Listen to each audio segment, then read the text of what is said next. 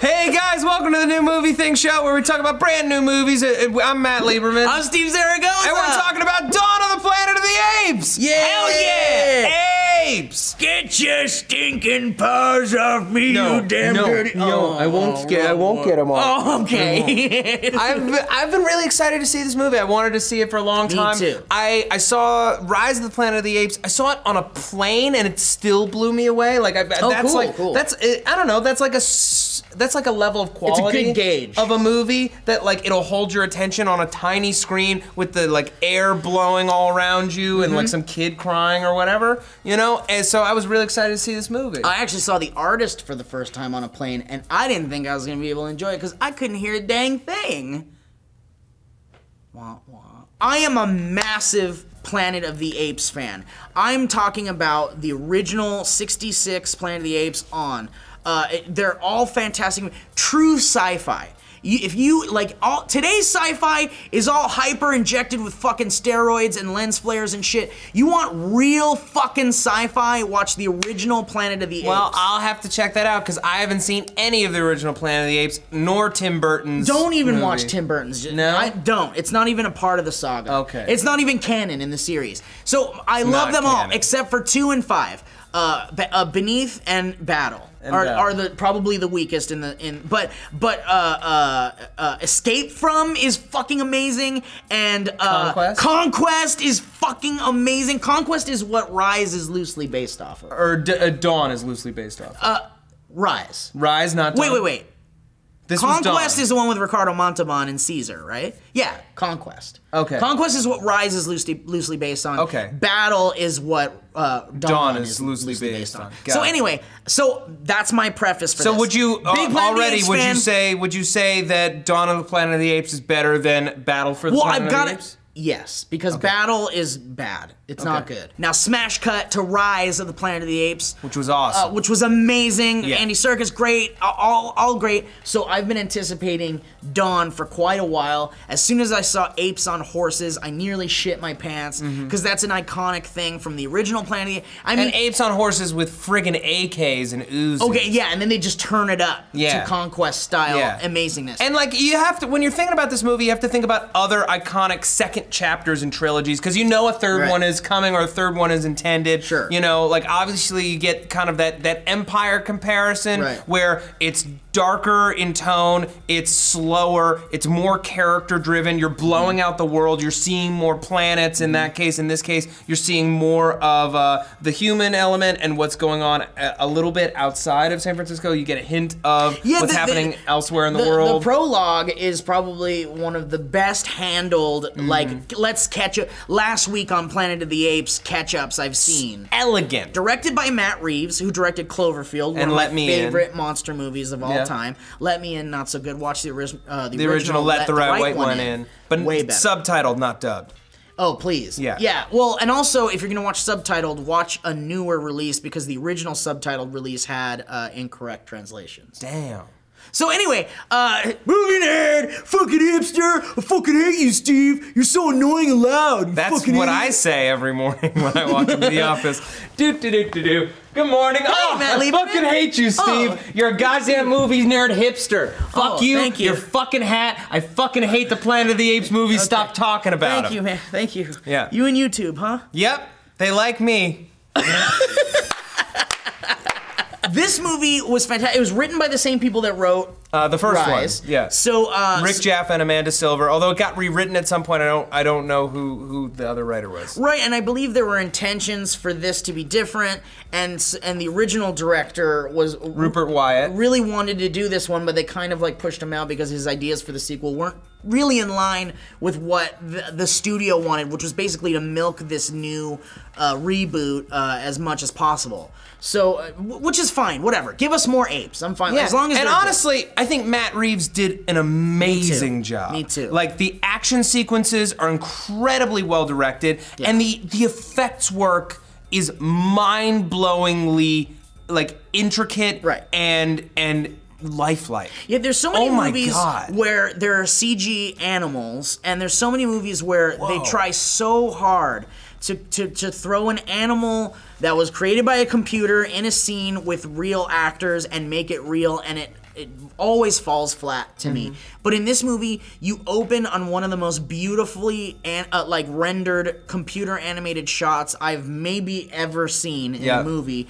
And it well, it didn't quite open that way, but when we see Caesar, it just goes from his eyes out, and you're just like, this is the most intensely real computer animated thing I've ever seen. We're basically thrown into the society of the apes 10 years later. There's no humans for like the first 20 minutes of the movie. No humans, and for all they know, they're all dead. And honestly, I think that's a brilliant move. Yeah, it's great. Because ultimately, we find ourselves empathizing with the apes, which is where we should be. Because ultimately, we humans, we had our turn. Well, and not only we done fucked up. And that's a good point I want to make later, but let's bring it up. The protagonists of this movie are the apes.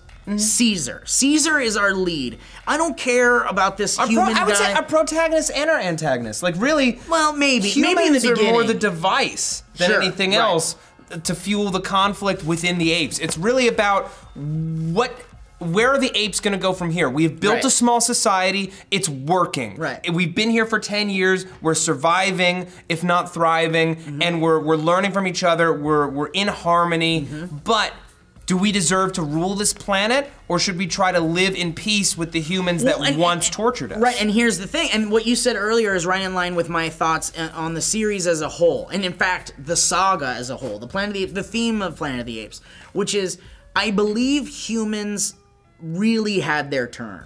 And I think we fucked it up, we created genetic things, trying to make things better, playing God, doing whatever, and we created this virus. The reign of humans is over. It's time for the apes to evolve, and it's their turn to take over the earth. Well, it's not about picking a side. It's not about apes or humans, because there's good and evil on both sides. And what I love about this movie, and is like a very difficult theme to tackle, is that, you know, war is not always inevitable, but hatred is. And now, whether the apes want it or not, war is upon them. And the idea of where they could go with this series, with the next one, like, this one was just contained to one city, and it still felt epic.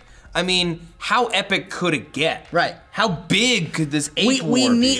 The thing with the Planet of the Apes series is we've never got the scope of the planet of the apes. We've got the city of the apes, and we've got the region of the apes, but I would love to see the planet. I mean, you really could turn this new reboot into a series. Yeah, dude. Imagine, right? You've got like presidents of multiple ape nations meeting at the United Ape Nations, and Caesar's trying to preside over them, but South America ape is like, screw you, Caesar. You're old and weak. We're gonna take over the rest of the ape world. My likes.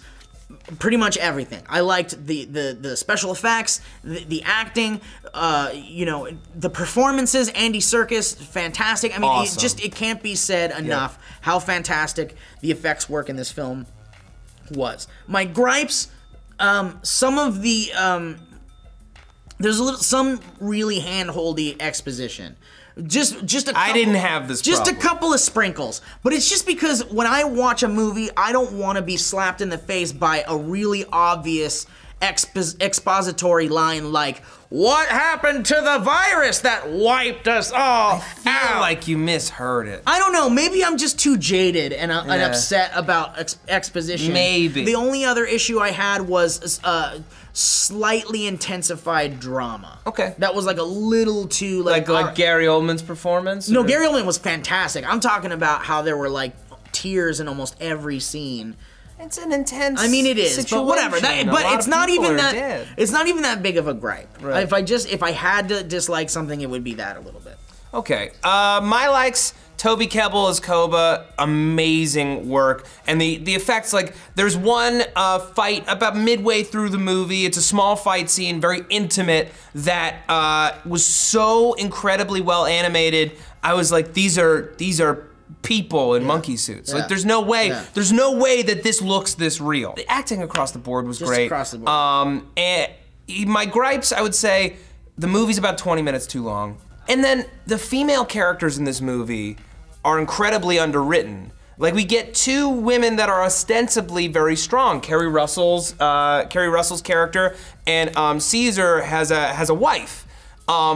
First of all, Caesar's wife never gets a name. Every other ape in the movie has a name except for Caesar's wife. And I love that the way that you differentiate between her and other apes is she has like she's a little got acorn crown or something. like a flower crown. Yeah, like I hated that. Like And you then- just give it, Right. like it doesn't matter. Like I don't care if people in the audience are gonna be like, oh man, Caesar's with a dude. It looks like the dudes, like they all look the same. It's like, yeah, come on, there we don't is- need the visual. Without it spoiling anything, there is a wrecked monkey nipple in this movie. There is a wrecked There's monkey one shot nipple. of monkey breast. Which I appreciated. Yeah, it's very progressive. It's very progressive and realistic. Then, Carrie Russell's character, she's introduced as this CDC doctor who's very intelligent, and she's now married to Jason Clarke's character of Malcolm, but she gets 2 scenes in the movie where she actually seems like, okay, now she's gonna be her own character and not just be Malcolm's wife. And the first one, she's talking to his son, and he's like, I didn't know that you had a daughter who died. And she's like, yeah, her name's Sarah. Anyway, about your dad. I love your dad. Your dad. And I'm just like, God damn it. And then the second one, she has an opportunity to save a life and help out some of the apes. And they give her just enough time to set up that she can do it, and then they cut away. If it was Malcolm, they would have shown him doing it. My thought there is that they're trying really hard to sprinkle a little bit more for the audience to feel for certain characters, but they already know they've got so much on their hands, there isn't time. Right. I get it.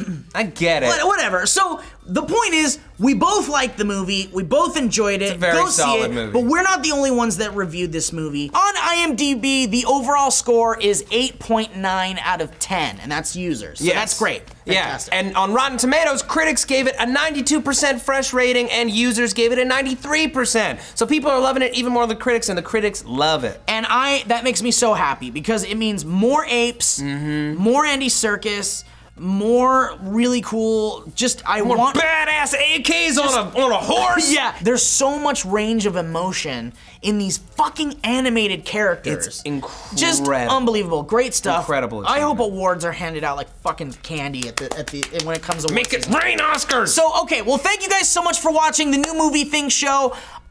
Please go see this movie. There's nothing really else out this weekend to go check out, I don't think. Go see Rise. Go see Dawn of the Planet of the Apes. Enjoy your time. Get your ape on. Hey, go ape. I'm Steve Zaragoza. I'm Matt Lieberman.